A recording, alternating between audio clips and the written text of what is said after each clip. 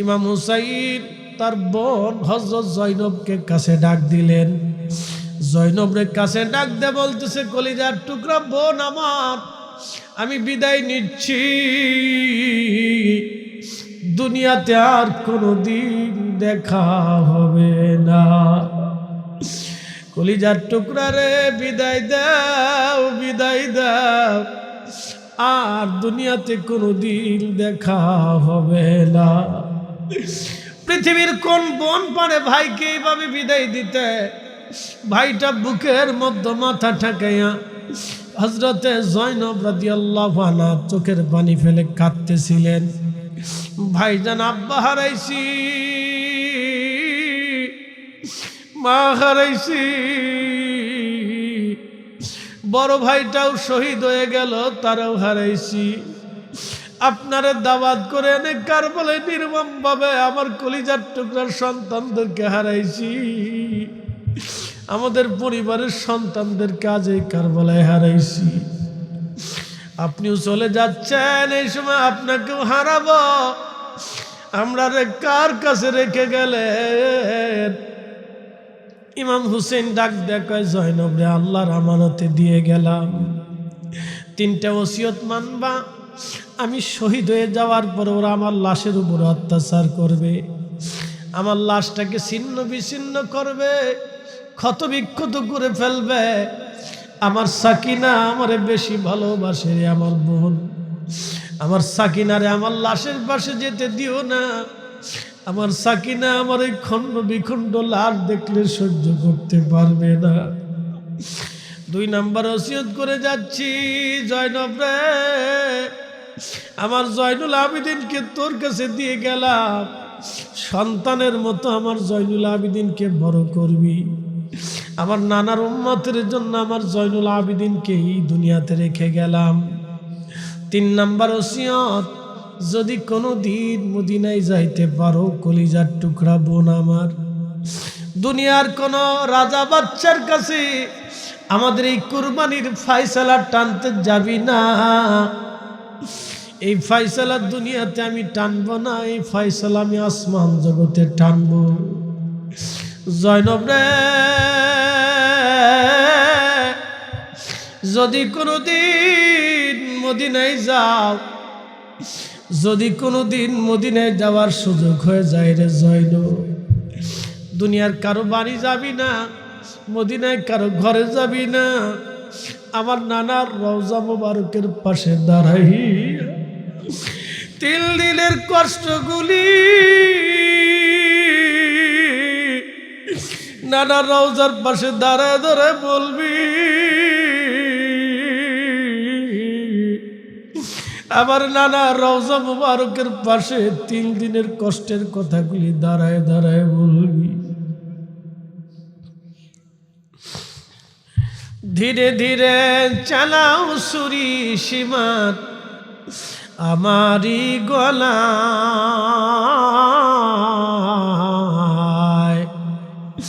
জয়নাল আবেদিনের কান্দর শুনতে দাও আমায়, জয়নাল আবেদিনের কান্দর শুনতে দাও আমায়। আমার নানা নবী ছিল উম্মতের শাফিঈ, আমার নানা নবী ছিল উম্মতের কান্ডারি হল, তরাইবেন নানাজি আমার হাসরের বেলায়, জয়নাল আবেদিনের কান্দন শুনতে দাও আমায়, জয়নাল আবেদিনের কান্দন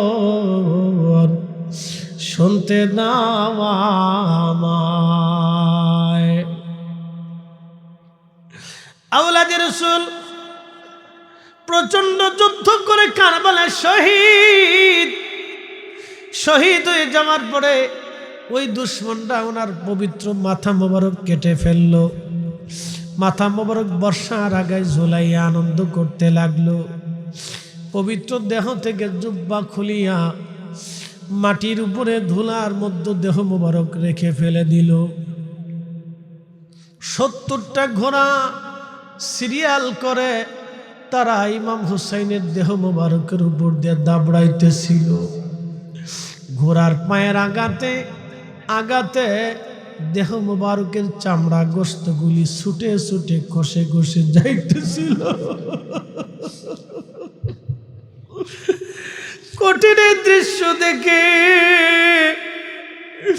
হযরত যায়েনব তাবু থেকে বের হইয়া ভাইয়ের লাশের পাশে দাঁড়াইয়া মদিনার দিকে তাকায় কান্দে। ইয়া মুহাম্মদ ইয়া রাসূলুল্লাহ, ইয়া মুহাম্মদ ইয়া রাসূলুল্লাহ। নানা গো, আপনি দেখেন যার গায়ে কোনোদিন মাছি মশা আপনি বসতে দেন নাই, যারা কান্না করলে তুমি নানা সহ্য করো নাই, আজকে তাদেরকে ধুলাবালির মধ্যে ফরাইয়া অত্যাচার করা হয়। হযরত আব্দুল্লাহ ইবনে আব্বাস রাদিয়াল্লাহু আনহুমা বলতেছেন, আমি ওই সময় কাবা শরীফের সাথে হেলান দিয়ে বসে ঘুমায় পড়ছিলাম।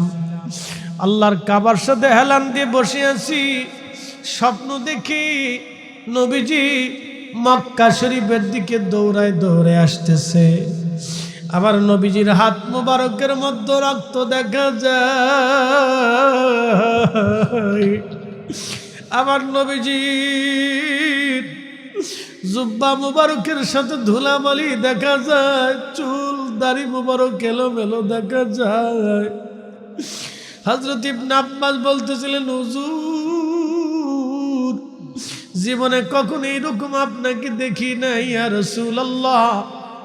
এইভাবে আপনার হাতে, আপনার শরীরে হাতে রক্ত কেন, গায়ে ধুলাবালি লেগে আছে কেন, জুব্বা মুবারকে ধুলাবালি কেন লেগে আছে?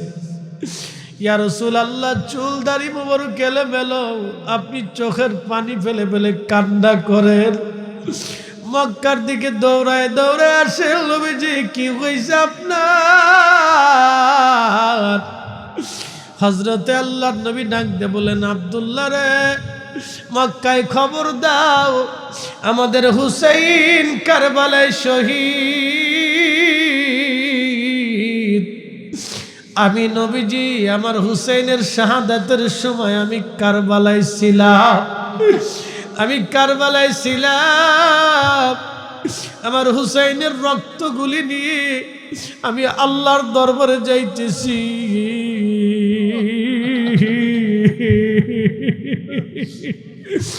আমি নবী আল্লাহর দরবারে যাইতেছি, আমি আমার হুসাইনের রক্তগুলি নিয়ে আল্লাহর দরবারে যাইতেছি বিচারের জন্য। আব্দুল্লাহ রে, তুমি খবর দাও, আমাদের হুসাইন কারবালায় শহীদ হয়ে গেছে। হযরত আব্দুল্লাহ ইবনে আব্বাস সারা কামা ঘরে দৌড়ায় আর বলে, মক্কাবাসী শুনছো গো, আমাদের হুসাইন আর নাই, কারবালার ময়দানে শহীদ। বলে, আব্দুল্লাহ তুমি কি করে জানো? বলে, আমি কাবা ঘরের সঙ্গে স্বপ্নে হেলান দিয়ে ঘুমিয়েছিলাম, স্বপ্নে নবীজি এসে দেখলাম কান্না করতেছে। আমার নবী বলছে আমাদের হুসাইন কারবালায় শহীদ। আমার রাসূলের স্বপ্ন কখনো ভুল হয় না। মান রাআনি ফিল মানামি ফাকাদ রাআল হক। আমার নবী স্বপ্ন যখন আসে তখন সত্যই নবীজি স্বপ্নে আসে, সত্যই তখন নবী স্বপ্ন আসে। তার মানে বোঝা গেল আমাদের নবী এখনো আছে। কি কথা বলেন, ঠিক না বেঠে? মহান আল্লাহর ওলি বাইজিদ বোস্তামি রাহমাতুল্লাহি আলাইহি তিনি রাস্তা দিয়ে হেঁটে যাচ্ছিলেন। ঠিক এমন সময় একটা কুকুর, শরীর ভরা ঘা।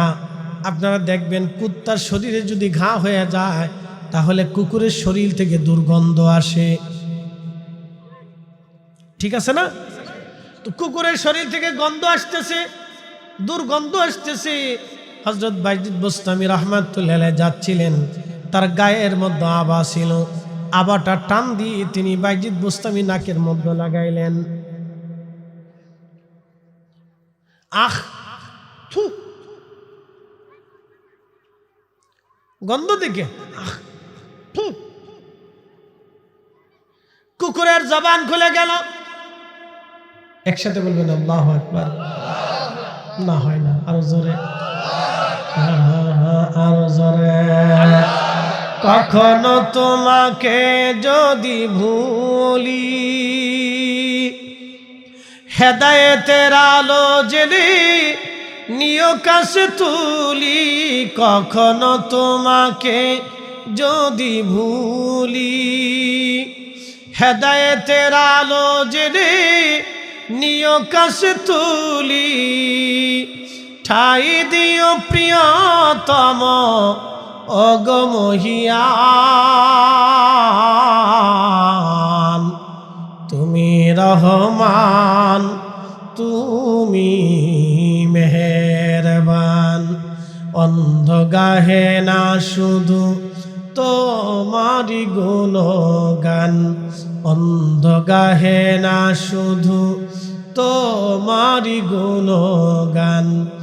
বুঝেও বুঝে না তবু শান, তুমি রহমান, তুমি মেহেরবান। কুকুরের জবান খুলে গেল। কুকুর ডাক দিয়ে বলে, বাইজিদ, এ বাইজিদ, তুমি আমাকে দেখে ঘৃণা কেন করলা? বাইজিদ ডাক দিলেন, কুকুর রে, তোমার শরীরে নাপাক, তোমার নাপাক যদি আমার কাপড়ে লাগে তাহলে আমার কাপড় নাপাক হয়ে যাবে। কুকুর ডাক দিল, বাইজিদ, আমার ভিতরে বাহিরে নাপাক আল্লাহ সৃষ্টি করেছেন, আমি আল্লাহর সৃষ্টি, আমার ভিতরেও নাপাক বাহিরেও নাপাক, আমি বানাইনি, আল্লাহ নিজে তৈরি করে পাঠিয়েছেন, আমি নাপাক। বাইজিদ রে, প্রশ্ন করি, জবাব দাও তো, আমার শরীরে যদি তোমার চাদর লাগতো বাইজিদ, তাহলে পানি দিয়ে ধুইলে সেই কাপড় পাক হয়ে যাইতো।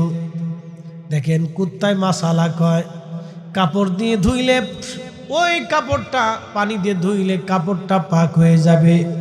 বাইজিদ রে, বলো তো, বলো, তোমার অন্তরের মধ্যে যেই নাপাক লেগে গেছে, তোমার কালবের মধ্যে যেই নাপাক লাগছে বাইজিদ, অহংকারের নাপাক, হিংসার নাপাক, ঘৃণার নাপাক তোমার গায়ে লেগে গেল, অন্তরের মধ্যে লেগে গেল বাইজিদ, বলো দুনিয়ার কোন পানি দিয়ে এই নাপাক তুমি ধৌত করবা? আল্লাহু আকবার। قد أفلح من زكاها وقد خاب من دساها।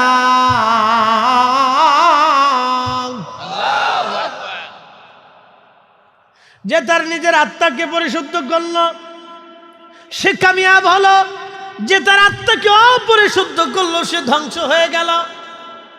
আমি বলিনি, রব কুরআনুল কারীম আল্লাহ বললেন, যে তার আত্মাকে বিশুদ্ধ করলো সে কামিয়াব হলো, যে আত্মাকে ধ্বংস করে দিল এবং আত্মাকে কুলুষ করে দিল, ময়লা যুক্ত করলো, সে ধ্বংস হয়ে গেল। قد أفلح من زكاها وقد خاب من دساها। আমার রব কত সুন্দর বলে দিলেন। আর আল্লাহর নবী বললেন, যার অন্তরের মধ্যে নষ্ট হয়ে গেল, পুরা বডিটা তার নষ্ট হয়ে গেল। অন্তর যদি সুস্থ থাকে পুরা বডিটা তার সুস্থ থাকে। এখন আপনি যদি হিসাব করে দেখেন তাহলে বাংলাদেশে সুস্থ আছে কয়জন? তাহলে সুস্থ আছে কয়জন? এই জন্য ওয়াজ কাজে লাগে না। কেন? ওয়াজ তো আমাদের কানের এইখানে থাকে না, ওয়াজ কালবের মধ্যে লাগে। কি কথা কর না কেন? ওয়াজ কোন জায়গা আসে? কালবে লাগে। এই জন্য আমাদের ওয়াজ লাগে না, তো হিট লাগে না, জায়গা মতো লাগে না। এই জন্য বাংলাদেশে হাজার হাজার ওয়াজ হলো, ওয়াজ শোনার পরে ওয়াজ কাজে লাগে না। বলে কারণ কি? কালবের মধ্যে ময়লা জমছে, কালবের মধ্যে ময়লা। এই জন্য আল্লাহ বলেন আইয়াতুহান নাফসুল মুতমাইন্না তুরজিই ইলা রাব্বিকি রাদিয়াতাম মারদিয়া ফাদখুলি ফি ইবাদি ওয়াদখুলি জান্নাতি।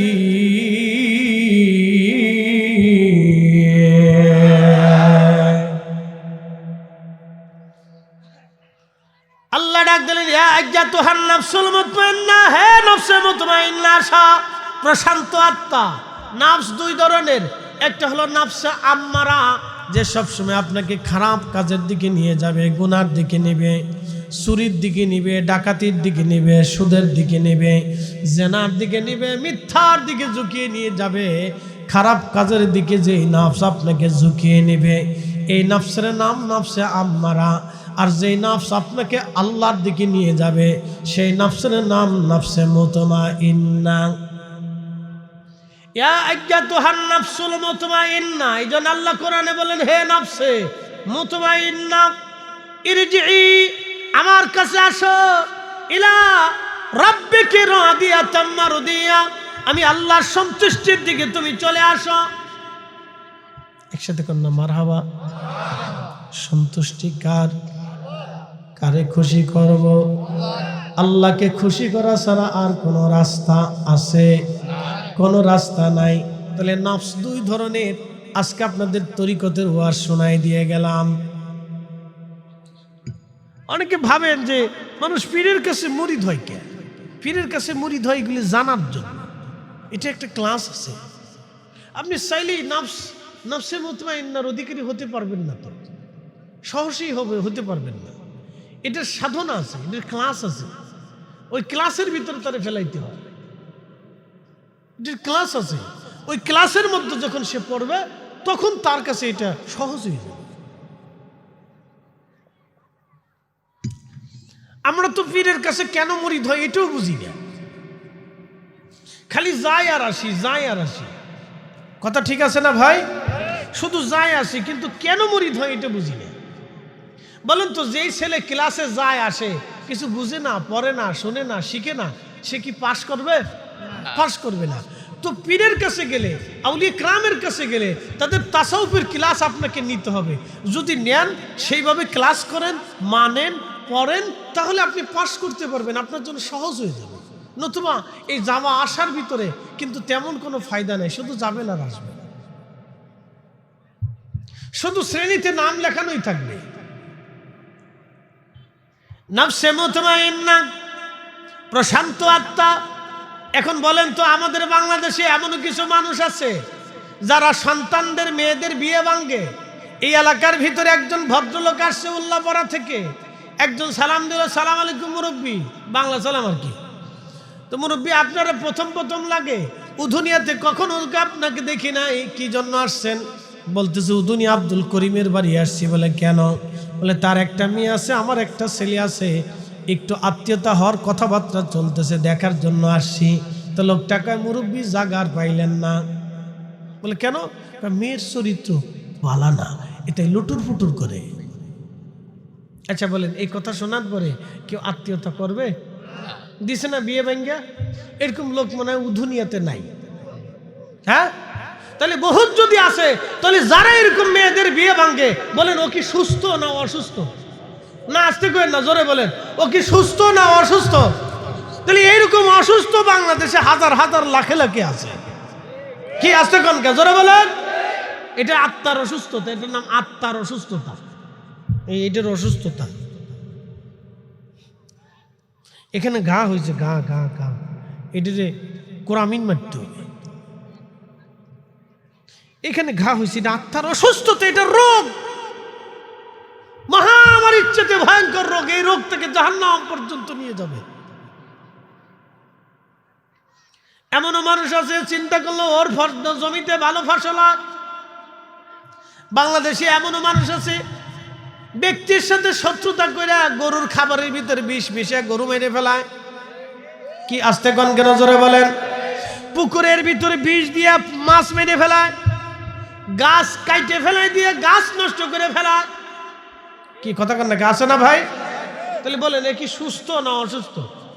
তো অসুস্থ, কিন্তু অসুস্থ তো, আত্মার রোগে অসুস্থ। প্রিয় উপস্থিতি, এগুলি আমাদের জানা দরকার। মুক্তাসার প্রাথমিকভাবে আপনাদেরকে এগুলি আমি ধারণা দিলাম। এই জন্য কিন্তু ইমাম হোসেন কারবালায় শহীদ হয় নাই। কি কথা কন না কেন? এই জন্য ইমাম হুসাইন কারবালায় শহীদ হয় নাই। এজন্য ইমাম হুসাইন কারবালায় শহীদ হয় নাই। এই উম্মতের জন্য তিনি শহীদ হয়েছিলেন। নতুবা তিনি যদি সেই দিন শির নিচু করতেন তাহলে জীবনভর ভালো মন্দ খেয়ে যেতে পারতেন, সপরিবারে কারবালায় শহীদ হতো না। ওনার সন্তান কলিজার টুকরা চোখের সামনে শহীদ হতো না।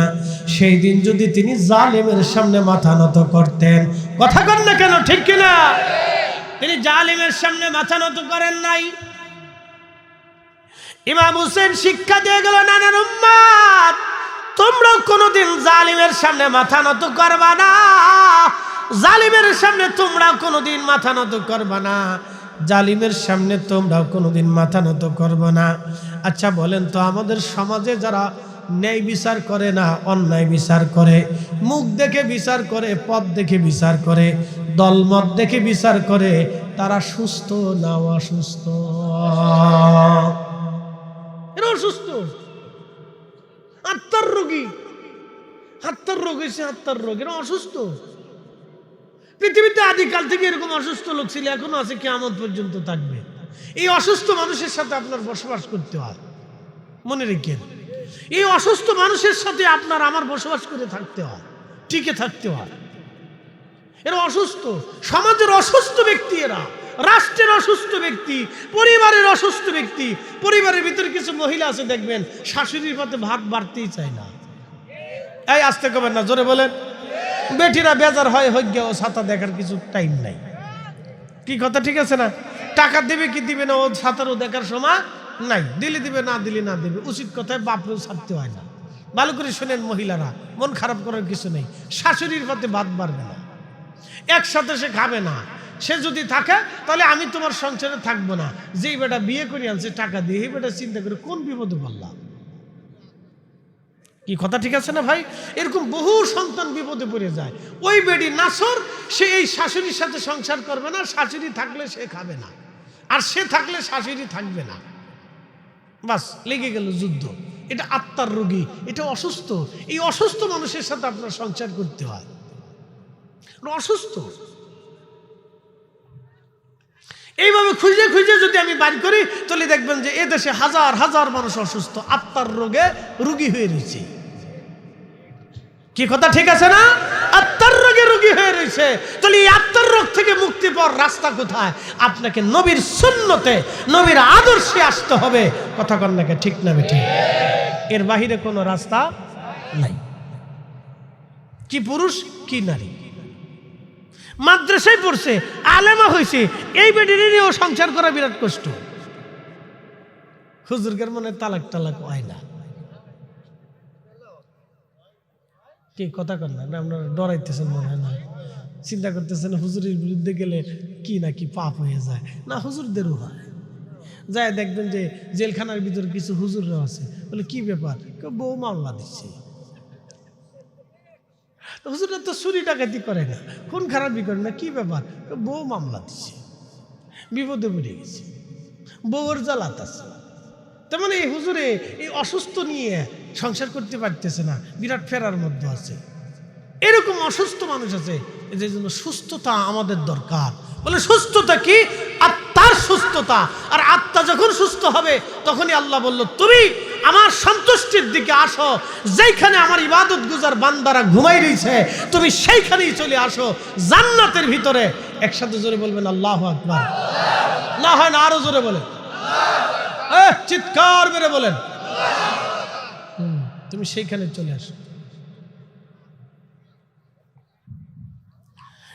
ভাইরা আমার, রাত্র বেশি, শীতের রাতে, এই জন্য আপনাদেরকে যদি লাড়াচাড়া না দেয় আপনারা বুঝবেন না।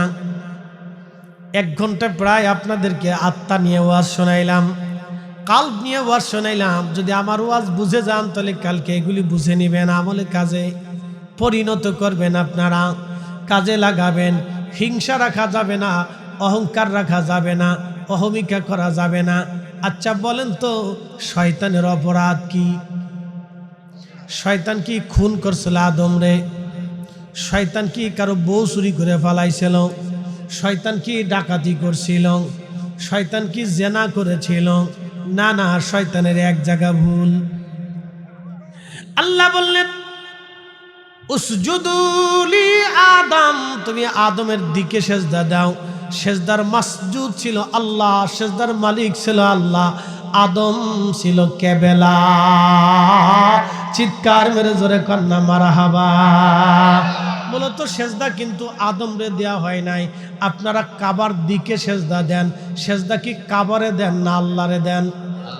যদি আল্লাহকে সেজদা দিয়ে থাকেন তাহলে কাবার দিকে ঘুরলেন কেন? আচ্ছা বলেন তো, হারামে এখানে হাজি কারা কারা আছেন? মক্কায় কারা কারা গেছেন? হাত উঁচা করেন তো। আচ্ছা অনেকে আছেন মক্কায় গেছেন, হাত নামান। কাবা শরীফের সামনে যখন নামাজ পড়লেন, সেজদাটা তো কাবার সামনে নিয়েই দিছেন, তাহলে সেজদা কি কাবারে দিছেন না আল্লাহরে দিছেন? তাহলে সেজদা যদি আল্লাহরে দেন তো কাবার সামনে কে? এই কাবা হলো শরীয়ত, কাবা হলো কেবলা, কাবা হলো দিক। ওই আদম আলাইহিস সালামকে সেজদা দিতে বলা হয় নাই। সেজদার মালিক ছিল আল্লাহ, কিন্তু আদম ছিল কেবেলা। আদম ছিল কেবেলা, আদম ছিল কেবেলা। আদম কি ছিল? আদম ছিল কেবলা। এই জন্য মুনাজাতের কেবলা হলো আরশে আজিম।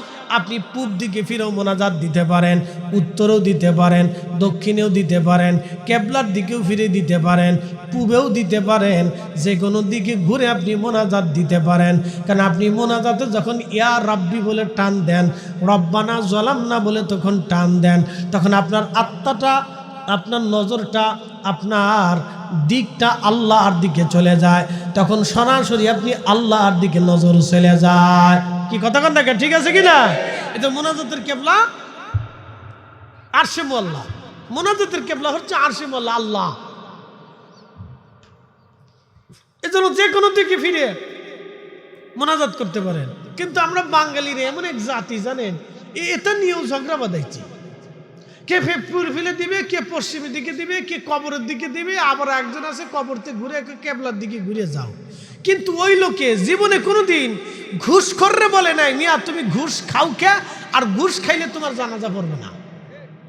কি আস্তে কথা কন কে, জোরে বলে না, তা কয় না, তা কবে না। ঘুষ করে দাওয়াত দিলে কোনো সময় বলে না যে তুমি ঘুষ খাও, তোমার ভাই দাওয়াত দেবো না, কোনোদিনও বলে না। সুদ খাইলে বলে না যে তুমি সুদ খাও, তোমার ভাই দাওয়াত নেব না, তা বলে না। খালি মিলাদ নিয়ে ঝগড়া, এটা বন্ধ করো। শুধু ঝগড়া এটা নিয়ে, এটা বন্ধ করতে হবে। কে এটা বন্ধ করার জন্য উঠে পড়ে লাগছেন কে? যেটা বন্ধ করার দরকার ছিল সেটার নাম এনজিও, সেটার নাম সুদ, সেটার নাম ঘুষ।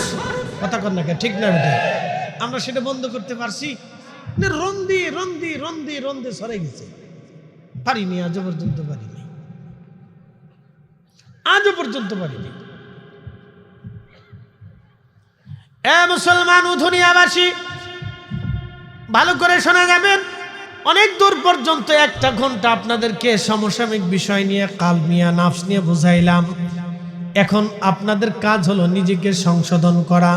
আল্লাহ তৌফিক নসিব করুন, জোরে বলেন আমিন। নিজেকে সংশোধন করা। শয়তান সমস্ত ফেরেশতারা আদমের দিকে সেজদা দিল, কিন্তু শয়তান ইল্লা ইবলিস, ইবলিস সেজদায় পড়ল না। আল্লাহ ডাক দিলেন, কে রে ইবলিস, তুই কেন সেজদা দিলি না? ইবলিস ডাক দেখে, আল্লাহ ও মাটির তৈরি আদম, আমি ওর থেকে উত্তম। আল্লাহ আমি 9 লক্ষ বছর ধরে তোমার ইবাদত করেছি, একটা সাধারণ মাটির তৈরি মানুষকে সেজদা দেওয়ার জন্যে আল্লাহ উত্তম কি করে আদমকে সেজদা দেয়? তখন আল্লাহ বলেন, ইবলিস তুই অহংকার করলি, আমি আল্লাহ পাক, আমি আল্লাহ পাকের জায়গায় কোনো নাপাকের জায়গা হবে না। তুই চলে যা, আমি আল্লাহ দরজায় তোর কোনো জায়গা হবে না। যা যা ওয়া কানা মিনাল কাফিরিন।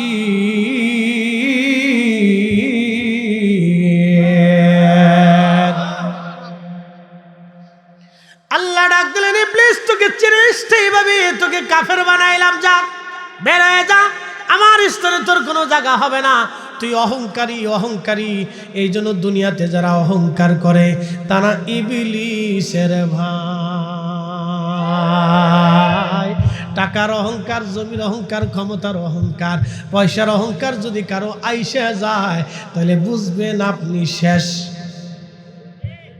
আপনি কি শেষ? শেষ। আমার দিকে তাকান, আমি মালদ্বীপে মাহফিল করতে গেছি। মালদ্বীপে যে ইসলাম নিছে তার নাম ইব্রাহিম ইস্কান্দারি রহমতুল্লাহ আলাইহি। 400 বছর আগে ওনার মাজার জিয়ারত করতে গেছি। মসজিদের সামনে ওনার মাজার, তার সামনে প্রেসিডেন্ট হাউস। মাত্র 3 জন পুলিশ পাহারা দিতেছে। বাংলাদেশের প্রেসিডেন্টের পাহারা দেওয়ার জন্য কতজন লাগে? সেনাবাহিনী লাগে, বিজিবি লাগে, তারপরে আর্ম পুলিশ লাগে, র্যাব লাগে, পুলিশ লাগে, সোয়াদ লাগে, আরো কত কিছু আছে। কি কথা ঠিক আছে না ভাই? এরপরে গোয়েন্দা লাগে। হ্যাঁ, প্রেসিডেন্টের পাহারা দিচ্ছে 3 জন পুলিশ, 4 জন পুলিশ, 10 জন পুলিশ মাত্র সর্বোচ্চ। তো প্রেসিডেন্ট হাউস পাহারা দিতেছে। প্রেসিডেন্ট হাউস কি দিয়ে বানানো জানেননি? টিনের ঘর দিয়ে, টিন দিয়ে বানানো। আশ্চর্য লাগতেছে না? মালদ্বীপের মতো একটা উন্নত দেশ, আমাদের 6 টাকা আর ওদের দেশের 1 টাকা। ওদের দেশে কোনো ভিখারি পাবেন না আপনি, কেউ দাঁড়ায় ভিক্ষা করেন, সবাই পয়সাওয়ালা। সমস্ত ভিখারিদেরকে, যারা গরিব, সরকার মাস গেলে একবারে তাদের অ্যাকাউন্টে টাকা চলে যায়। কোনো মানুষ ভিক্ষা চাবে না। সবাই আসে, বাজার করে, কার্ড দিচ্ছে, কার্ড দিয়ে বাজার করতেছে, টাকা উঠাচ্ছে, খাচ্ছে, যাচ্ছে, ফ্রি চিকিৎসা।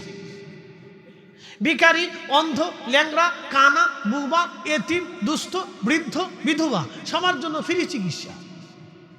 আর আমাদের দেশে চিকিৎসা নিতে গেলে টাকা দিয়েও হয় না। একবার যদি আইসিইউর ভিতরে ঢুকাইতে পারে তো হয়েছে কাজ। জমি বিক্রি করে হলো, নাহলে রক্ত বেঁচে হলেও টাকা দিয়ে আসতে হবে। কি আস্তে কথা কানকার জোরে বলেন। এবার বুঝেন তো, আপনি এবার বুঝেন। ওরা 100% মুসলমানের দেশ। ওদের দেশে ইসলাম গেল 400 বছর আগে, আর আমাদের দেশে ইসলাম আসছে 1400 বছর আগে। হাজার হাজার ওলিরা আসলো, এই যে মানুষে বুঝাইলো, তারপরে এ জাতি বুঝে না। এই জন্য মাঝে মধ্যে ভূমিকম্প লড়া দেয়। কষ্ট হইতেছে আপনাদের? চলবে? একসাথে কোন চলবে? আমি নবী না চিনিলাম, কি যে ভুল করিলাম।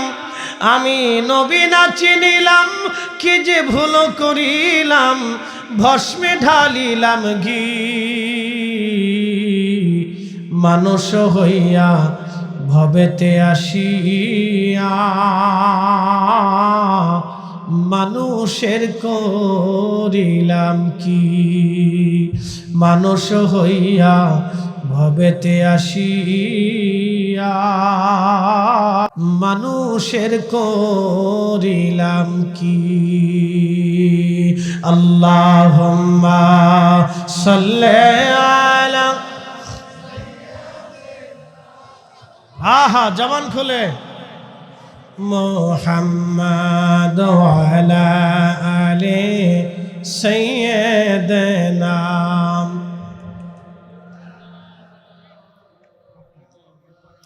ভাইরা আমার, কারবালার ওয়াজ শুনতে চেয়েছিলেন, সেই দিকে আমি ফিরে চলে যাই। ইমাম হুসেন কারবালায় শহীদ হয়ে গেলেন এই উম্মতের জন্য। আমরা তার নানার উম্মত, আমরা বিনিময়ে কিছু দিতে পারি নাই। তিনি একা শহীদ হন নাই, তার পরিবারের অনেক সদস্যরা শহীদ হয়েছিলেন। আল্লাহর নবী বললেন, হালাকাতু উম্মতি আলা ইয়াদাই গিলমাতি মিন কুরাইশ। আমার কুরাইশ বংশের এক যুবকের মাধ্যম দিয়া আমার উম্মত ধ্বংস হয়ে যাবে। সহিহ বুখারীর হাদিস। হালাকাতু উম্মতি আলা ইয়াদাই গিলমাতি মিন কুরাইশ। আমার কুরাইশ বংশের এক যুবকের মাধ্যম দিয়ে আমার উম্মত ধ্বংস হয়ে যাবে। হযরত ইমাম হযর আসকালানী শরহে বুখারী ফাতুল বারীর মধ্যে তিনি হাদিসের ব্যাখ্যা করতে যায় লিখলেন, সেই লোকটাকে যার মাধ্যমে এই উম্মত ধ্বংস হয়ে যাবে। এই হাদিস যিনি বর্ণনা করলেন তিনি হযরত আবু হুরায়রা রাদিয়াল্লাহু আনহু তিনি আবার বাজারে বাজারে রাস্তাঘাটে যখন হাঁটতেন তখন মানুষ দেখলে দোয়া করতেন, আল্লাহুম্মা লা তুদরিকনি সানাতুস সিদ্দিন ওয়ালা ইমারাতুস সিবিয়ান, আল্লাহুম্মা লা তুদরিকনি সানাতুস সিদ্দিন ওয়ালা ইমারাতুস সিবিয়ান। আল্লাহ, আপনি আমাকে 60 হিজরির যুবকের শাসন থেকে আপনি আমাকে বাঁচান। আল্লাহ, 60 হিজরির যুবকের শাসন থেকে আপনি আমাকে বাঁচান। ইমাম হযরত আসকালানী লিখতেছে, হযরত আবু হুরায়রা ইন্তেকাল করলেন 59 হিজরিতে, আর ইয়াজিদ ক্ষমতায় বসলো 60 হিজরিতে। তার মানে আবু হুরায়রার দোয়া থেকে বোঝা যায় যে যুবকের মাধ্যম দিয়ে উম্মত ধ্বংস হবে। ওই যুবকের নাম ইয়াজিদ। যুবকের নাম কি? এখন বলেন, তার জন্য কি দোয়া হবে? একসাথে জোরে বলেন, ভয় বলবেন না, জোরে বলেন, দোয়া হবে? তার জন্য দোয়া করা যাবে? দোয়া করা যায়। এখন কেউ যদি দোয়া করে সে জালেম। এই কথা কন না, জোরে বলেন, সে কি? কথা কন, সে কি? কারণ সে পৃথিবীর নিকৃষ্ট স্বৈরাচার জালেমকে সাহায্য করছে, নিকৃষ্ট জালেমের জন্য দোয়া করেছে। কথা কন না, ঠিক না বেটে? নিকৃষ্ট জালিমের জন্য সে দোয়া করছে। ওর মতো জালিম দুনিয়াতে কেউ নাই, জালিমের দোষর।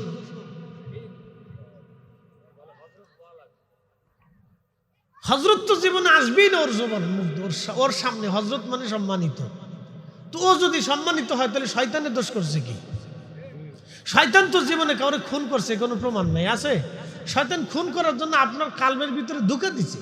তা আপনি শয়তানের কথা শুনলেন কেন? কিয়ামতের ময়দানে শয়তানে আল্লাহর সামনে দাঁড়াবে, জাহান্নামের আগুনের উপরে আল্লাহ দাঁড়া করে রাখবে। তো জাহান্নামীরা দৌড়ায় যায়, জাহান্নামের সামনে যে দাঁড়ায়, আল্লাহ আমরার কোনো দোষ নেই, আল্লাহ সব ওই শয়তানে আমরা ফুসলে ফুসলে আকাম কুকাম করেছে। আল্লাহ ডাক দিবে, আজাজিল উত্তর দাও। আজাজিল ডাক দিবে, রব্বুল আলামিন তুমি তো আমারও সৃষ্টি করেছো, তাদেরকেও সৃষ্টি করেছো। তোমার বান্দারা আমার কথা শুনলো কিন্তু তোমার কথা শুনলো না। তুমি নামাজ পড়তে হুকুম দিয়েছো, নামাজ না পড়িয়া আমি তাদেরকে ফুসলাইছি নামাজ পড়িস না, তারা আমার কথা শুনলো কিন্তু তোমার কথা শুনলো না। আল্লাহ, এবার যেহেতু তারা আমার কথাই শুনছে, অতএব আমারে জাহান্নামে দিছো, ওরা আমার মুরিদ, ওদেরকে আমার সাথেই জাহান্নামে দিয়ে দাও। এই কথা কর না খা, শয়তানের সাথে সেই দিন বান্দাদেরকে জাহান্নামে দিয়ে দিবে যারা শয়তানের ইত্তেবা করবে। এই জন্য আল্লাহ বলেছেন, ওয়ালা তাত্তাবিউ খুতুওয়াতিশ শাইতান,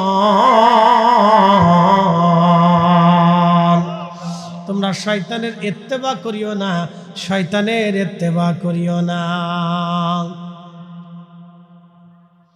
সেই দিন আল্লাহ বলবে, বান্দারে যা যা যা যা যা, যেহেতু দুনিয়াতে আমার কথা মানো নাই, শয়তানের কথা মানছো, আজকে জাহান্নামে চলে যাও। আমি আল্লাহর দরজায় তোমাদের কোনো জায়গা হবে না। এই জন্য ইয়াজিদের নামের আগে হজরত হবে না, নামের পরে রহমাতুল্লাহ আলাইহি হবে না। কারণ আল্লাহর নবী বলেছেন, হালাকাতু উম্মতি আলাইয়াদি গিলমাতি মিন কুরাইশ, আমার কুরাইশ বংশের এক যুবকের মাধ্যম দিয়ে আমার উম্মত ধ্বংস হয়ে যাবে। সেই যুবকের নাম ইয়াজিদ, ইয়াজিদ, ইয়াজিদ। অতএব তার জন্য যারা দোয়া করবে তারাও ধ্বংস হয়ে যাবে। কথা কন না, ঠিক কিনা? হ্যাঁ, ওরাও ধ্বংস হবে, নাহলে আল্লাহ রসুলের কথা মিথ্যা হবে। যদি রসুলেরটা ঠিক হয় তাহলে ওদেরটা বেঠিক হবে, আর ওদেরটা যদি বেঠিক হয় তো রসুলেরটা ঠিক হবে। আর আকাশ ভেঙে গেলেও, পৃথিবী পুড়ে গেলেও, সাগর শুকিয়ে গেলেও আল্লাহ রসুলের কথা কখনো বিফল হবে না। কথা কন না, হাত উঁচু করে বলেন, ঠিক না বেঠে? সে কত বড় জালিম ছিল একটু ঘটনা না বললেই নয়। কত বড় জালিম ছিল একটু শুনে যান। কত বড় জালিম ভাই আমার, ভালো করে শুনে নেন। ইমাম হোসেন রাদিয়াল্লাহু আনহুকে চিঠি লিখলো, আপনি আমার বায়াত নেন। এখন আপনি বলেন তো, এইখানে একটা লোক আইসা, লোকটা চুরি করে, লোকটা সিটার, লোকটা বাটমার, সুদখোর আর ঘুষখোর, আমার সামনে আইসা যদি এইখানে বলে, ফরিদি সাহেব আপনি আমার বায়াত নেন, বলেন আমি কে নেব? এটা সম্ভব? হ্যাঁ। তো ইমাম হুসেন বলেন, এমন একজন নিকৃষ্ট ফাসিক বেঈমান, কি করে একজন মদপায়ী নারী লোভী জানাকারী আমি তার বায়াত নিতে পারি বলো? আমি রসুলের আওলাদ, আমার শরীরে নবীজির রক্ত প্রবাহিত হয়, তা হবে না কখনোই। আমি তার আনুগত্য নিতে পারি না, তার বায়াত নিতে পারি না। ভাই আমার, ইমাম হুসাইনের জন্য আর একটা চিঠি লিখলি ইয়াজিদ, যদি ইমাম হুসাইন বায়াত না নেয় তাহলে অবশ্যই তাকে হত্যা করা হোক। এখন বলেন কি পরিণতি হবে? এখন কি ইমাম হুসাইন আর বসে থাকতে পারে? তো তিনি মদিনার থেকে মক্কায় চলে আসলেন। মক্কার মানুষ বলল, হুজুর আমরা আপনার বায়াত নিলাম, জীবন গেলেও আপনার সাথে আমরা থাকব, কারণ ইয়াজিদের বায়াত আমরা কখনো নিতে পারবো না, সে ফাসিক। মুমিনদের জন্য ফাসিকের বায়াত শর্ত না, ফাসিকের বায়াত কোনো মুসলমান নিতে পারে না।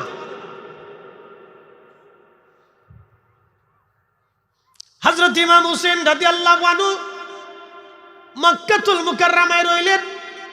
ইরাকের কুফা থেকে চিঠি গেল 40,000। চিঠির মধ্যে লেখা হলো, হুসাইন আপনি কুফা নগরে আসেন, আমরা কুফার মুসলমান, আপনার বায়াত নেব। ইমাম হুসাইন তাদের কথা বিশ্বাস করলেন। তাদের কথা বিশ্বাস করে সপরিবারে 72 জন পুরুষ সঙ্গী নিয়া আর 28 জন নারী সঙ্গী, মোট 100 জনের মতো একটা ছোট্ট কাফেলা নিয়া তিনি সুদূর মক্কাতুল মুকাররমা থেকে ইরাকের দিকে রওনা হয়ে গেলেন। কিন্তু তিনি জানেন না ইরাকের মানুষ তার সাথে বেঈমানি করবে। হযরত ইমাম হুসেন যেতে যেতে কারবালা প্রান্তরে আসলেন। আসার পরে ইয়াজিদের সৈন্যরা কারবালায় ঘিরে ফেলল। 7ই মুহররম তাকে ঘিরে ফেলে দেয়া হলো। আহা দুঃখিত, 3ই মুহররম তাকে ঘিরে ফেলে দেয়া হলো। 7ই মুহররম তার জন্য ফোরাত নদীর পানি বন্ধ করা হলো। ইমাম হুসাইন বললেন, দেখো তোমাদের সাথে আমাদের শত্রুতা হতে পারে, তোমরা আমাকে শত্রু মনে করো, আমি তো এইখানে জোর করে আসি নাই, তোমরাই আমাকে দাওয়াত করে আনছ। দাওয়াত করে এনে কি কোনো মেহমানের সাথে এইভাবে আচরণ কেউ করে? আমি তো মেহমান। কিন্তু কে কার কথা শুনে ওরা ফোরাত ঘিরে ফেলল। একই হুকুম, ইমাম পরিবারে কোনো পানি যাবে না। আহা, যদি কেউ কোনোদিন আরবে যান তো জানেন, হজ যারা করছেন তারা জানেন, প্রচণ্ড গরমে কলিজা পর্যন্ত শুকায় যায়। আমি হজ যখন আরাফাত থেকে হেঁটে হেঁটে আমি মুজদালিফায় গেলাম, চিন্তা করলাম হজে আসলাম, যদি হেঁটেই হজ না করতে পারি তাহলে হজের মজা লাগবে না। আরাফা থেকে হেঁটে হেঁটে মুজদালিফা আসলাম, মুজদালিফা থেকে হাঁটা শুরু করে আমি জমারাতে আসলাম, জমারাতে শয়তানরে পাথর মেরে হেঁটে হেঁটে কাবায় আসলাম, কাবাতে এসে আমি আল্লাহর ঘর তাওয়াফ করলাম, ফরজ তাওয়াফ করার পরে তারপরে আমি হালাল হলাম।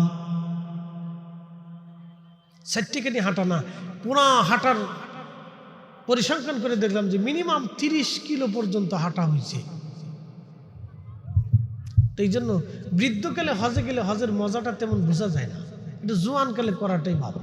তো কারো যদি জোয়ানকালে সামর্থ্য থাকে তাহলে হজ করে আসবেন।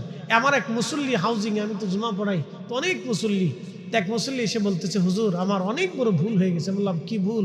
বলে, হুজুর আমি যখন একসময় ব্যবসা করতাম, কোটি কোটি টাকার মালিক ছিলাম, ওই সময় আমি হজ করি নাই। এখন হুজুর আমার ব্যবসা নষ্ট হয়ে গেছে, আমি গরিব হয়ে গেছি, হুজুর আমি এখন হজ করতে কেমনে হজ করবো, আল্লাহ কি আমার মাফ করবে? তা আমি বললাম, হা, আপনার যখন সম্পদ ছিল আপনি হজ করেন নাই, এখন সম্পদ শেষ হয়ে গেছে, এখন হজের চিন্তা আসলো, তারপর আপনি তওবা করেন, আল্লাহ মাফ করবে। খুব মনোযোগ দিবেন। এই হাঁটার সময় প্রচন্ড আরবের গরমে কলিজা পর্যন্ত শুকায় যায়, ভিতর থেকে শুকিয়ে আসে। ইমাম পরিবারের 3 দিন পর্যন্ত পারি নাই, প্রচন্ড গরমে কলিজা পর্যন্ত সবার শুকায় গেল। করুণ সে দৃশ্য। আহারে, হযরত ইমাম কাসেম, ইমাম আলী আকবর সহ সবাই তৃষ্ণার্ত হয়ে গেল। 10ই মুহররম সকালবেলা ইমাম হুসাইন তিনি 22,000 ইয়াজিদের সৈন্যের সামনে দাঁড়াইলেন। এই 22,000 ইয়াজিদের সৈন্যদের যিনি প্রধান সেনাপতি, তার নাম ছিল আমর বিন সাদ। পরিচয় শুনলে আপনার আশ্চর্য লাগবে, তার পরিচয়টা জেনে যান। তিনি রসুলের একজন সাহাবীর সন্তান। তাও কোন সাহাবী? আল্লাহু আকবার, দুনিয়ার থেকে 10 জন সাহাবী জান্নাতের সার্টিফিকেট পেল। আবু বকর ফিল জান্নাতি, ওমর ফিল জান্নাতি, উসমান ফিল জান্নাতি, আলী ফিল জান্নাতি, তালহা ফিল জান্নাতি, আব্দুর রহমান ইবনে আউফ ফিল জান্নাতি, আবু উবাইদ ইবনে জাররাহ ফিল জান্নাতি, সাইদ ইবনে জুবাইর ফিল জান্নাতি, আবু সাইদ ইবনে জুবাইর ফিল জান্নাতি, আব্দুর রহমান ইবনে আউফ ফিল জান্নাতি, সাদ বিন আবি ওয়াক্কাস ফিল রিদওয়ানুল্লাহি তাআলা আলাইহিম আজমাইন ফিল জান্নাতি। এই 10 জন সাহাবীর 10 নম্বরে যার নাম বললাম তিনি সাদ বিন আবি ওয়াক্কাস। দুনিয়ার থেকে জান্নাতের সার্টিফিকেট পেলেন। তার বেটার নাম আমর। তিনি আজকে কারবালার ইমাম হুসেনকে হত্যা করার জন্য 22,000 সৈন্য নিয়ে এসেছে। 22,000 সৈন্যের তিনি সেনাপ্রধান। আমর বিন সাদ রাদিয়াল্লাহু আনহুর ছেলে আমর। টাকার জন্য, ক্ষমতার কাছে ওই জমানায় মানুষ বেঈমান হয়েছে। এই জমানায় টাকার কাছে, ক্ষমতার কাছে মানুষ বেঈমান হয়ে যায়। কথা কন না কেন, ঠিক কিনা? ওই জমানায় তো টাকার কাছে, ক্ষমতার কাছে মানুষ বেঈমান হয়েছিল। এই জমানায় তো হবে, কিয়ামত পর্যন্ত চলবে। টাকার কাছে, ক্ষমতার কাছে মানুষ ঈমান বিক্রি করে দেয়। হ্যাঁ, এটা ঈমান বিক্রি করে দেয়। সাদ বিন আবি ওয়াক্কাস রাদিয়াল্লাহু আনহুর ছেলে আজকে ইমাম হুসেনকে হত্যা করার জন্য আসে। আপনি কল্পনা করতে পারবেন? তো জান্নাতের সুসংবাদ প্রাপ্ত সাহাবী হযরতে হুসাইন রাদিয়াল্লাহু আনহু দেখে আশ্চর্য হয়ে দাঁড়িয়ে গেলেন। এ আমর বিন সাদ, আজকে যদি তোমার পিতা দুনিয়াতে বেঁচে থাকতেন, আহা, তাহলে তিনি কি তোমার বাবার সামনে তুমি জবাব দিতে, বলো তো? শুনে না শুনে ধর্মের কাহিনী। জালিম তো জালিমই। হযরত আমর বিন ইমাম হুসেন রাদিয়াল্লাহু আনহু তিনি ডাক দিলেন, হে আমার সাথীরা, কারবালা প্রান্তরে তোমরা যারা আছো, বলো তো আমার এই হাত দিয়ে আমি কি কাউকে অন্যায়ভাবে একটা থাপ্পড় মেরেছি? বলো তো আমি কি কখনো তোমাদের কি জবান দিয়ে ফাহিশা কথা বলেছি? বলো তো তোমরা আমাকে, আমি সারা এই দুনিয়াতে আমার নানা রাহমাতুল লিল আলামিনের দৌহিত্র আর কে আছে? বলো তো, তোমরাই বলো। আমার নানার কোনো সাহাবী থাকলে বলো। আল হাসান ওয়াল হুসাইনু সাইয়্যিদা শাবাবি আহলিল জান্নাহ। আমার হাসান আর হুসেন জান্নাতের যুবকদের সর্দার। এই কথা তো আমার নানা বলে গেছে। নানার উম্মতেরা রে, বলে যাও আজকে তোমরা আমাকে দাওয়াত করে এনে হত্যা করার জন্য এখানে নিয়ে আসছো। বলো তো ঠিক সেই সময় তাদের কারো মন গলে নাই, মায়া লাগে নাই। তখন সেনাপতি আমর বিন সাদ একটা বর্ষা নিক্ষেপ করলেন ইমাম হুসাইনের দিকে। ডাক দেয়া বলেন, হুসাইন সাক্ষী থাকো, আমি প্রথম তোমার দিকে বর্ষা নিক্ষেপকারী। সেই দিন ইমাম হুসাইন রণকৌশল দিয়ে বর্ষান ফিরে দিয়া বলেন, আমর বিন সাদ, আমি সাক্ষী রইলাম কিয়ামতের ময়দানে আল্লাহর আদালত বসবে আমার নবীজির সামনে। তুমিও দাঁড়াইবা আল্লাহর সামনে, আমিও দাঁড়াবো। সেই দিন দেখা যাবে কে হক আর কে বেহক। ফিরে চলে আসলেন। যুদ্ধ শুরু হয়ে গেল, প্রচন্ড যুদ্ধ। মাত্র 72 জন ইমাম পরিবারে, ইমাম শিবিরের সৈন্যরা 22,000 বেঈমানের সামনে লড়াই করতেছিল। আজ হক বেহকের লড়াই চলতেছিল। আজকে জালেম এবং জুলুম মাজলুমের সাথে আজকে লড়াই চলতেছে। আজকে জালেম এবং মাজলুমের সাথে লড়াই চলতেছে। জালেমের সংখ্যা বেশি, মাজলুমের সংখ্যা কম আজকে। কিন্তু এমন মাজলুম তারা, তাদের বিজয়টা চিরস্থায়ী হবে, এটা জালেমরা কখনো ভাবে নাই, ঠিক কিনা? আখেরি সালাম লন ওহে নানা জান, আপনার হুসাইন যায় কারবালার ময়দান গো নানা, কারবালার ময়দান। কারবালার ময়দানে যাইয়া দিব গলা কাটাইয়া, আর নায়া শিব ফিরে নানা, আর নায়া শিব ফিরে মদিনা মুকাম, আপনার হুসাইন যায় কারবালার ময়দান গো নানা, কারবালার ময়দান। কষ্ট হচ্ছে আপনাদের, ঘুম আসে? তাহলে জবান খুলে হাত উঁচা করে বলেন তো আল্লাহু আকবার। না না, আরো জোরে বলেন আল্লাহু আকবার। বলেন হুসাইনের বিজয় কি হয়েছে না পরাজয় হয়েছে? হুসাইনের নাম এখনো আসে না নাই? আছে। কিয়ামত পর্যন্ত এই উম্মত হুসাইনের জন্য কাঁদবে, কাঁদবে, কাঁদবে, কাঁদবে। যারা কাঁদবে তারা জান্নাতি, তারা জান্নাতি, তারা জান্নাতি, তারা জান্নাতি। ইমাম হুসাইন রাদিয়াল্লাহু আনহু চোখের সামনে সন্তানরা শহীদ হলো। ছোট্ট শিশু আলী আসগরকে মা কোলে করে নিয়ে আসছে। স্বামীরা আমার ছোট্ট শিশুটা তো কোনো অন্যায় করে নাই, স্বামীরা একটা বারের জন্য তার একটু পানি পান করায় নিয়ে আসে। ছোট্ট বাচ্চাটাকে বুকে নিয়ে বড় আশা নিয়ে ইমাম হুসাইন 22,000 সৈন্যের সামনে দাঁড়ায় গেলেন। ডাক দেয়া বলেন, ইয়াজিদের সৈন্যরা রে, তোমাদের দৃষ্টিতে আমি তোমাদের দুশ্মন হতে পারি, কিন্তু আমার ছোট্ট শিশু বাচ্চা তো কোনো অপরাধ করে নাই। তোমরা আমার বাচ্চাটাকে পানি পান করাও। আজকে 3 দিন পানি বিহনে আমার বাচ্চাটার কলিজা শুকাই গেছে। আজকে 3 দিন পর্যন্ত মায়ের কোলে কান্না করে গো। একটু পানি পান করে আমার সন্তানের কলিজা ঠান্ডা বানাও। তোমরা যদি বিশ্বাস না করো গো, আমার সন্তানটাকে তোমরা নিয়ে পানি পান করায় দাও। বেঈমানদের মনে মায়া লাগে নাই, জালিমদের মনে মায়া হয় নাই, জালিমদের মনে মায়া হয় নাই, জালিমদের মনে মায়া হয় নাই। সেই দিন জালিমরা তীর ছুঁড়ে মেরে বাবার কোলের মধ্যে ধরে রাখা ছোট্ট শিশু আলী আসগরের কলিজা বিদীর্ণ হয়ে যায়।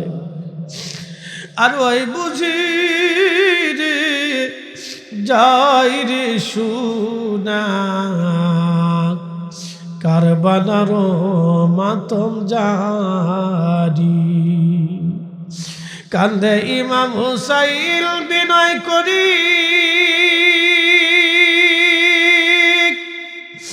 আলী আসগরের লাশ বুকে ধরি।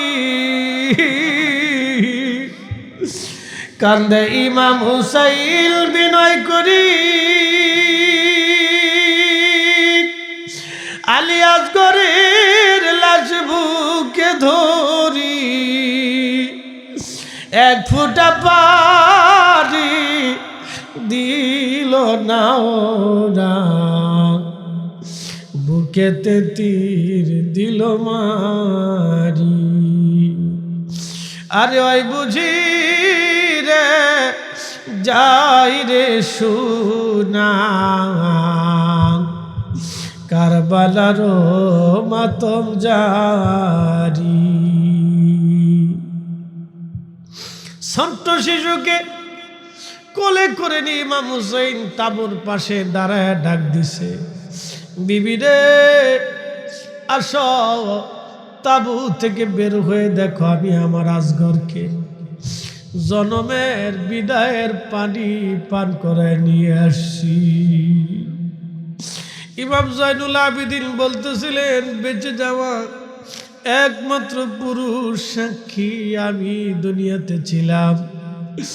রসুল পরিবারে আমি ছাড়া আর কেউ দুনিয়াতে বেঁচে ছিল না।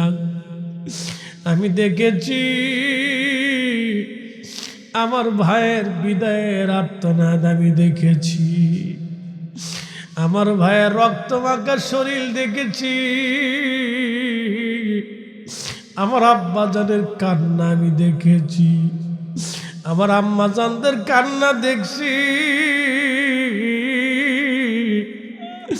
ইমাম হুসাইন ডাক দে বলতেছে, বিবি রে এমন পানি পান করেছি কোনোদিন আমার কলিজার টুকরা তোমার কাছে আর কোনোদিন পানি যাবে না রে বিবি। এত সময় আমার নানা রাহমাতুল্লিল আলামিন হাউজে কাউসারের পানি পান করাইয়া আবার আজগরের কলিজা ঠান্ডা বানাইছে রে বিবি। বিবি রে, তোমার আর কোনোদিন পানির জন্য মা চিৎকার করবে না, কান্না করবে না, তোমার আর কোনোদিন বিরক্ত করবে না। এসে দেখো আমাদের আলী আসগর কোলের মধ্যে শান্ত হয়ে ঘুমাই রইছে। আর ওই বুঝি রে যাই রে শুনা কারবালার মাতম জারি, কান্দে ইমাম হুসাইন বিনয় করি আলী আসগরের লাশ বুকে ধরি, কান্দে ইমাম হুসাইন বিনয় করি আলী আসগরের লাশ বুকে ধরি, এক ফোঁটা পানি দিল না ওরা, বুকেতে তীর দিল মারি। সেই দিন এত বড় জুলুম ওনার সাথে করা হয়েছিল, সন্তান শহীদ হয়ে গেল আওলাদ রাসূলের, মাথা নত করেন নাই। তাঁবুর ভিতরে আসলেন, নবীজির দেওয়া সবুজ পাগড়িখানা মাথায় বাঁধলেন। শোনে যান বধুনিয়াবাসী, উধুনিয়ার মুসলমান উল্লাহ পাড়াবাসী, বন্ধুরে সবুজ পাগড়ি মাথায় বাঁধলেন আওলাদের রাসূল, জুলফিকার তলোয়ারখানা হাতে নিলেন। সৈয়দুস শুহাদা হযরত আমিরা হামজা, তিনি যেই বর্ম লোহার পোশাক গায়ে লাগাইতেন সেই পোশাকটা তিনি গায়ে দিলেন। গায়ে দিয়ে আলিয়াজ হযরত ইমাম জয়নুল আবেদিনের কাছে আসলেন। সন্তানকে বুকের ভিতরে নিয়ে চুমা খাইলেন, আদর করলেন, বিদায় নিয়ে বললেন, বাবারে নানার উম্মতের জন্য তোমারে রেখে গেলাম, শুনে খুশি হবে ইমাম জয়নুল আবেদিনের রক্ত দিয়ে দুনিয়াতে ইমাম মাহদী দুনিয়াতে কিয়ামতের মাগে আসবে। ওই রক্ত দিয়ে হুজুর গাউসে বাগ মুহিউদ্দিন আব্দুল কাদের জিলানী দুনিয়াতে আসছে। হযরত ইমাম জয়নুল আবেদিনের রক্ত দুনিয়াতে যার শরীরে প্রবাহিত হয় সে অবশ্যই আল্লাহর ওলি হয়ে কবরে যাবে, সে আল্লাহর ওলি হয়ে কবরে যাবে, আশিক রাসূল হয়ে কবরে যাবে। ওই আওলাদের রাসূল জীবনে কোনোদিন ফায়সা কাজ, ফাসিকি হারামি কাজ করবে না, কারণ তেনার শরীরে জয়নুল আবেদিনের রক্ত প্রবাহিত হয়। ইমাম জয়নুল আবেদিনকে বললেন, আব্বু তোমারে নানার উম্মতের জন্য রেখে গেলাম। ইমাম জয়নুল আবেদিন বললেন, আমি অসুস্থ ছিলাম। আব্বাজানকে বললাম, আব্বাজান আমার বড় ভাই ইমাম কাসেম শহীদ হয়ে ঘুমাই রয়েছে, আমার ছোট ভাই আলী আসগর শহীদ হয়ে ঘুমাইতেছে, আমার বড় ভাই আলী আকবর ঘুমাইতেছে, আমার কত সাথীরা এই জমিনে শহীদ হয়ে ঘুমাইতেছে। আমারও যদি একটু সুযোগ দিতেন আমি আপনার জন্য কারবালায় শহীদ হয়ে আসতাম। ইমাম হোসেন ডাক ডাকে, বাবা আব্বা তোমার আমার নানার উম্মতের জন্য রেখে গেলাম রে আলিয়া জয়নুল আবেদিন, তুমি থাকো, তুমি তোমার মার খেদমত করো, পরিবারের দেখাশোনা করো। ইমাম হুসাইন তার বোন হযরত জয়নবকে কাছে ডাক দিলেন। জয়নবের কাছে ডাক দে বলতেছে, কলিজার টুকরা বোন আমার, আমি বিদায় নিচ্ছি, দুনিয়াতে আর কোনোদিন দেখা হবে না। কলিজার টুকরা রে বিদায় দাও, বিদায় দাও, আর দুনিয়াতে কোনোদিন দেখা হবে না। পৃথিবীর কোন বোন পারে ভাইকে এইভাবে বিদায় দিতে? ভাইটা বুকের মধ্যে মাথা ঠেকাইয়া হযরতে জয়নব রাদিয়াল্লাহু আনহা চোখের পানি ফেলে কাঁদতেছিলেন। ভাইজান, আব্বা হারাইছি, মা হারাইছি, বড় ভাইটাও শহীদ হয়ে গেল, তারাও হারাইছি। আপনারে দাওয়াত করে এনে কারবালায় নির্মম ভাবে আমার কলিজার টুকরার সন্তানদেরকে হারাইছি। আমাদের পরিবারের সন্তানদেরকে আজ এই কারবালায় হারাইছি। আপনিও চলে যাচ্ছেন, এই সময় আপনাকেও হারাবো। আমরা কার কাছে রেখে গেলেন? ইমাম হুসেন ডাক দেখায়, জয়নব রে আল্লাহর আমানতে দিয়ে গেলাম, 3টা ওসিয়ত মানবা। আমি শহীদ হয়ে যাওয়ার পর ওরা আমার লাশের উপর অত্যাচার করবে, আমার লাশটাকে ছিন্ন বিচ্ছিন্ন করবে, ক্ষত বিক্ষত করে ফেলবে। আমার সাকিনা আমারে বেশি ভালোবাসে, আমার বোন, আমার সাকিনারে আমার লাশের পাশে যেতে দিও না। আমার সাকিনা আমার এই খণ্ড বিখণ্ড লাশ দেখলে সহ্য করতে পারবে না। 2 নাম্বার ওসিয়ত করে যাচ্ছি, জয়নব রে, আমার জয়নুল আবেদিনকে তোর কাছে দিয়ে গেলাম, সন্তানের মতো আমার জয়নুল আবেদিনকে বড় করবি। আমার নানার উম্মতের জন্য আমার জয়নুল আবেদিনকে এই দুনিয়াতে রেখে গেলাম।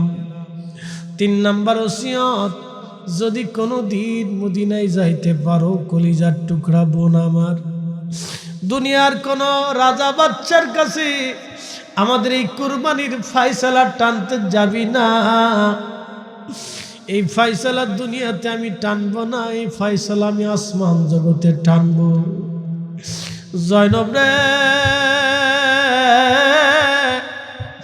যদি কোনোদিন মদিনায় যাও, যদি কোনোদিন মদিনায় যাওয়ার সুযোগ হয়ে যায় রে জয়নব, দুনিয়ার কারো বাড়ি যাবি না, মদিনায় কারো ঘরে যাবি না, আমার নানার রওজা মোবারকের পাশে দাঁড়াই 3 দিনের কষ্টগুলি নানার রওজার পাশে দাঁড়ায় ধরে বলবি, আমার নানা রওজা মুবারকের পাশে 3 দিনের কষ্টের কথাগুলি দাঁড়ায় দাঁড়ায় বলবি। ধীরে ধীরে চালাও সুরি সীমাত আমারি গলায়,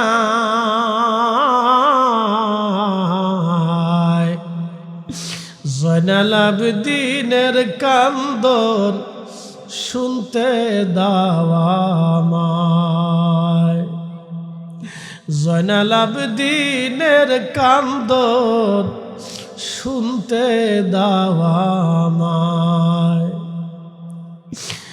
আমার নানা নবী ছিল উম্মতের শাফিঈ, আমার নানা নবী ছিল উম্মতের কান্ডারি হল, তরাইবেন নানাজি আমার হাসরের বেলায়, জয়নাল আবেদিনের কান্দন শুনতে দাও আমায়, জয়নাল আবেদিনের কান্দন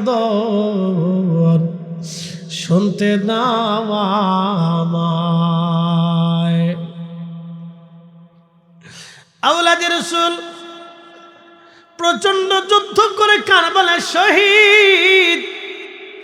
শহীদ হয়ে যাওয়ার পরে ওই দুশমনরা ওনার পবিত্র মাথা মোবারক কেটে ফেলল। মাথা মোবারক বর্ষার আগায় ঝুলাইয়া আনন্দ করতে লাগলো। পবিত্র দেহ থেকে জুব্বা খুলিয়া মাটির উপরে ধুলার মধ্যে দেহ মোবারক রেখে ফেলে দিল।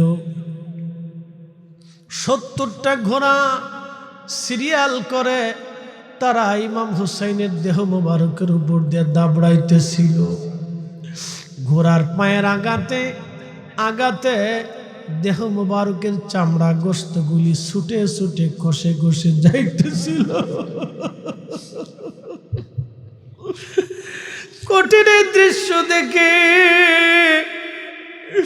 হযরত যায়েনব তাবু থেকে বের হইয়া ভাইয়ের লাশের পাশে দাঁড়াইয়া মদিনার দিকে তাকায় কান্দে।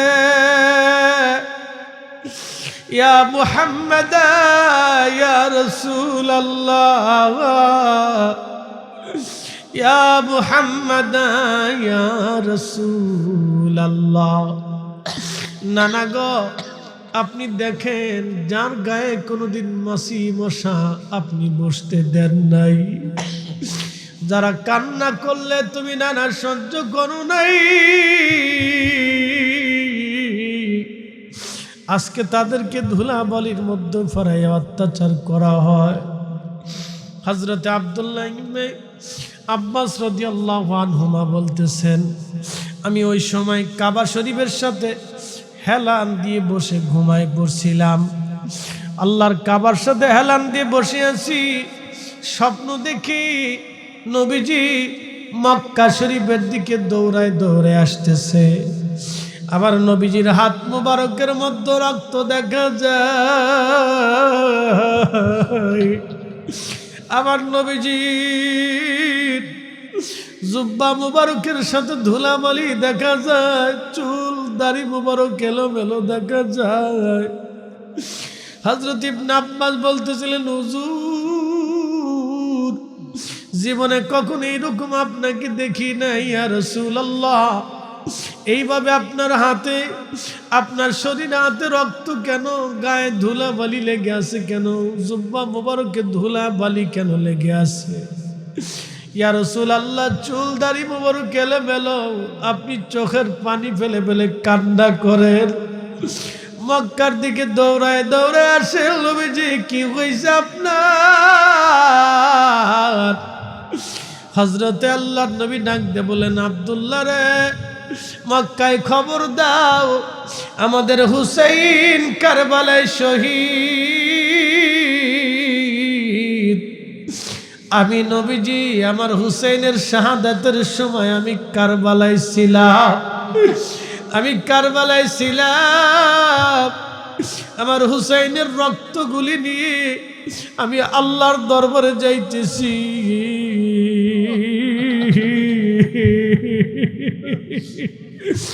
আমি নবী আল্লাহর দরবারে যাইতেছি, আমি আমার হুসাইনের রক্তগুলি নিয়ে আল্লাহর দরবারে যাইতেছি বিচারের জন্য। আব্দুল্লাহ রে, তুমি খবর দাও, আমাদের হুসাইন কারবালায় শহীদ হয়ে গেছে। হযরত আব্দুল্লাহ ইবনে আব্বাস সারা কামা ঘরে দৌড়ায় আর বলে, মক্কাবাসী শুনছো গো, আমাদের হুসাইন আর নাই, কারবালার ময়দানে শহীদ। বলে, আব্দুল্লাহ তুমি কি করে জানো? বলে, আমি কাবা ঘরের সঙ্গে স্বপ্নে হেলান দিয়ে ঘুমিয়েছিলাম, স্বপ্নে নবীজি এসে দেখলাম কান্না করতেছে। আমার নবী বলছে আমাদের হুসাইন কারবালায় শহীদ। আমার রাসূলের স্বপ্ন কখনো ভুল হয় না। মান রাআনি ফিল মানামি ফাকাদ রাআল হক। আমার নবী স্বপ্ন যখন আসে তখন সত্যই নবীজি স্বপ্নে আসে, সত্যই তখন নবী স্বপ্ন আসে। তার মানে বোঝা গেল আমাদের নবী এখনো আছে। কি কথা বলেন, ঠিক না বেঠে? আহা, হযরত ইমাম হুসাইন এইভাবে সন্তান শহীদ হয়ে গেল, পরিবার শহীদ হয়ে গেল, তারপরও জালিমের সামনে মাথা নত করেন নাই। কেন জানেননি? আহা, কিয়ামতের ময়দানে হযরত ফাতিমাতুজ জাহরা রাদিয়াল্লাহু আনহা দাঁড়ায় যাবে, দাঁড়াবে, ইয়া রব আমার সন্তান কলিজার টুকরাদেরকে শহীদ করা হয়েছিল, ফয়সালা চাই।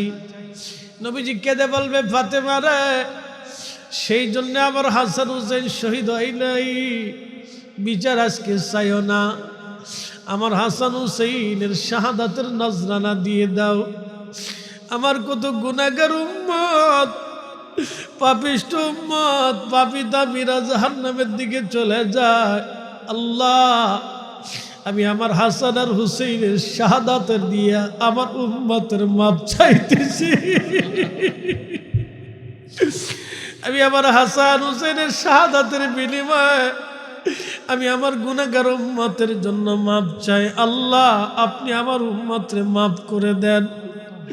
আল্লাহ বলেন, হুজুর ওয়ালা সাউফা ইউতিকা রাব্বুকা ফাতারদা, আমি আল্লাহ আপনাকে খুশি করব সেই দিন, অবশ্যই আমি আপনাকে রাজি করব সেই দিন। সাহাবীরা বলেন, ইয়া রাসূলুল্লাহ, কিভাবে খুশি করতে চায় আল্লাহ? নবীজি বললেন, আমার একটা উম্মত জাহান্নামে থাকতে আমি নবী জান্নাতে যাব না। একসাথে চিৎকার মেরে বলেন আল্লাহু আকবার। কাজী নজরুল এই জন্য লেখলেন, শ্রেষ্ঠ নবী দিলাম রে